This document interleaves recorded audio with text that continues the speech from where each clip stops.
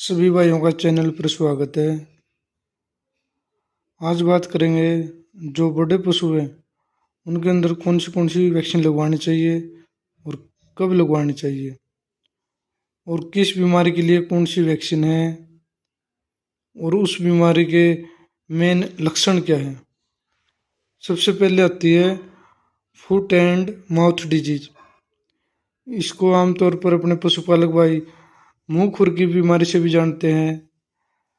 इसका सबसे बड़े लक्षण है पशु में हाई टेम्परेचर की प्रॉब्लम, जो तकरीबन 2 से 6 दिन तक रहेगी। साथ के साथ पशु के मुंह में से बहुत ज़्यादा लार आना, मुंह के अंदर छाले पड़ना, पशु के दूध की प्रोडक्शन कम होना, पशु को भूख कम लगना, पशु में लंगड़ेपन की प्रॉब्लम आना। इसके अलावा पशु के जो खुर हैं वो भी फट जाते हैं। अगर बात करते हैं इसकी वैक्सीन कब होगी, तो कोई भी पशु है जो 4 मंथ या उससे ऊपर का है तो पहली डोज उसको तब लगेगी। उसकी बाद की डोज 1 महीने बाद लगती है। जो पहली डोज लगी है उसके बाद 1 महीने बाद लगा सकते हो आप। और जो बूस्टर डोज है वो और 6 महीने बाद लगती है। गवर्नमेंट के द्वारा समय समय पर एफएमडी की वैक्सीन अवेलेबल करवाई जाती है, लेकिन बहुत से किसान भाई, पशुपालक भाई इसको इग्नोर करते हैं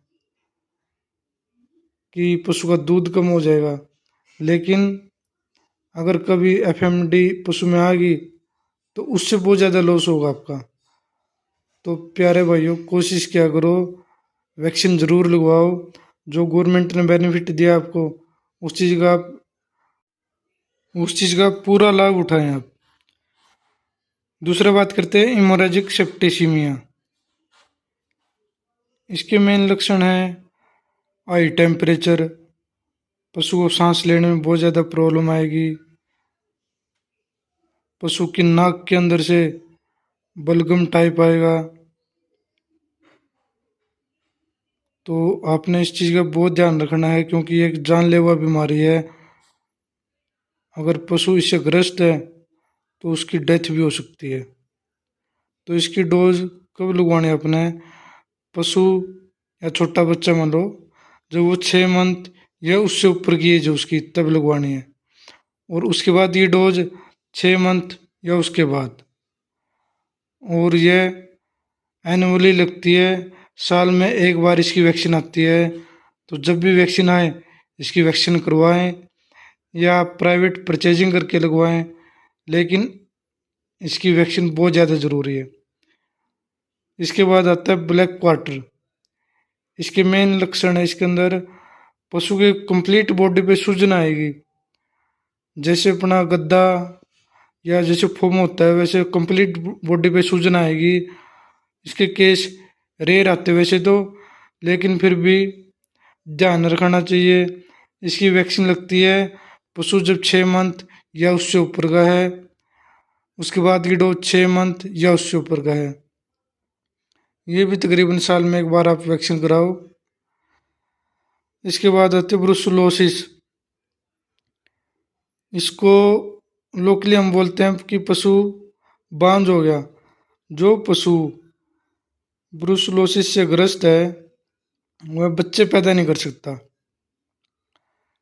अगर वो कंसीव करेगा तो उसका कुछ टाइम के बाद अबॉर्शन हो जाएगा, बच्चा गिर जाता उसका 6-7वें मंथ के आसपास।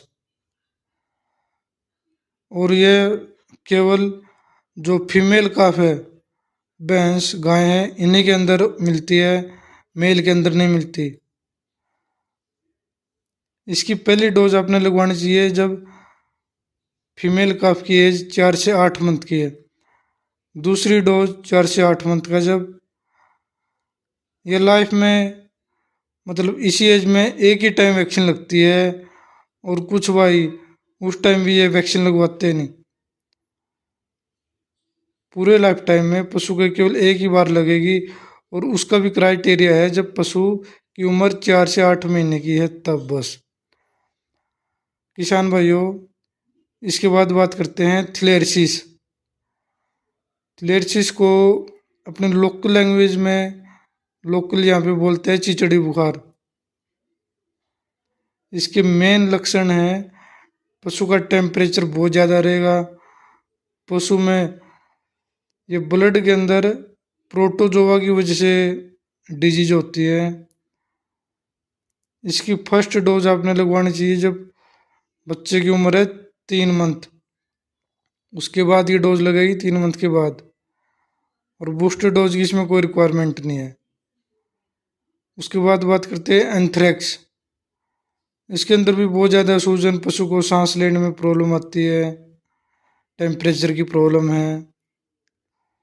अच्छा, इसकी पहली डोज लगवानी चाहिए आपने जब काफ की उम्र है 4 मंथ।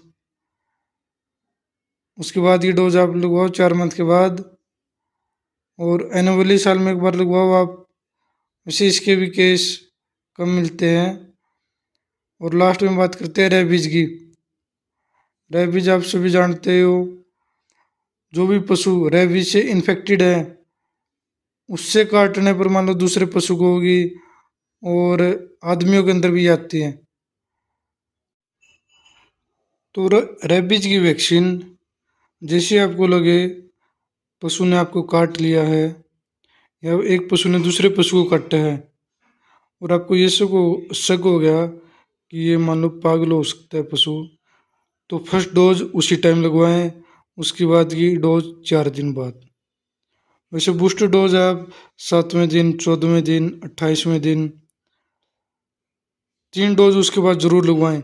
जो 90 दिन वाली डोज है, 3 महीने बाद आप लगवाते हो, वो ऑप्शनल है, वो अपने लगवानी है नहीं लगवानी है आपकी मर्जी। लेकिन ये 7वें, 14वें और 28वें दिन बहुत ज़्यादा ज़रूरी है, क्योंकि रेबीज एक बहुत खतरनाक बीमारी है और आज तक जितने भी केस मिले मानो आप, डेथ के चांस इसमें बहुत ज़्यादा है। इनमें से 2 बीमारी बहुत ज़्यादा खतरनाक है जो पशुओं से आदमियों के अंदर भी फैलती है। एक तो रेबीज, दूसरा है ब्रुसलोसिस। ब्रुसलोसिस में क्या है, जो भी पशु इससे इन्फेक्टेड है अगर उसका ब्लड आदमी वुमन की बॉडी पर कहीं पे लग जाता है जहाँ पे कोई कट वगैरह है, तो वो उसके ब्लड को भी इफेक्ट करेगा। जैसे वो इफेक्टेड होगा पर्सन, वो आदमी तो वो पर्सन बच्चे पैदा नहीं कर सकता। तो प्यारे पशुपालक भाइयों, कुछ ज़्यादा बड़ी कॉस्ट की वैक्सीन आती नहीं, और कुछ वैक्सीन गवर्नमेंट के द्वारा सप्लाई में भी आती है। तो थोड़े ही रिस्क के लिए, मतलब आपने इतना बड़ा रिस्क नहीं लेना चाहिए। जो भी टाइम पे गवर्नमेंट का शेड्यूल आता है वैक्सीन का, प्रॉपर आप उस शेड्यूल को फॉलो करें। जो बड़े बड़े डेयरी फार्मर है जैसे HF वाले, तो इस चीज़ को प्रॉपर फॉलो करते हैं, तभी आज वो बेनिफिट में है। जो भैंस वगैरह रखते हैं उनमें सबसे बड़ी प्रॉब्लम यही है कि आप वहाँ पे वैक्सीन नहीं करवाते, कि पशु दूध से सूख जाएगा, हमारा पशु तो प्रेग्नेंट है। और खासी बड़ी कोई बात नहीं, पशु को 1 या 2 दिन फीवर की, पेन की प्रॉब्लम आएगी, उसमें आप कोई भी टैबलेट यूज करो, नॉर्मली ठीक हो जाएगा। उसकी डोज आप प्रॉपर रखो, उस टाइम डाइट है, डाइट मेंटेन रखो, तो उसका जो स्ट्रेस आता है वैक्सीन का वो कम हो जाएगा। इतना ज़्यादा फर्क नहीं पड़ेगा आपको दूध के अंदर भी। तो प्यारे पशुपालक भाइयों, जानकारी अच्छी लगी है तो लाइक, फॉलो और शेयर ज़रूर करें। धन्यवाद।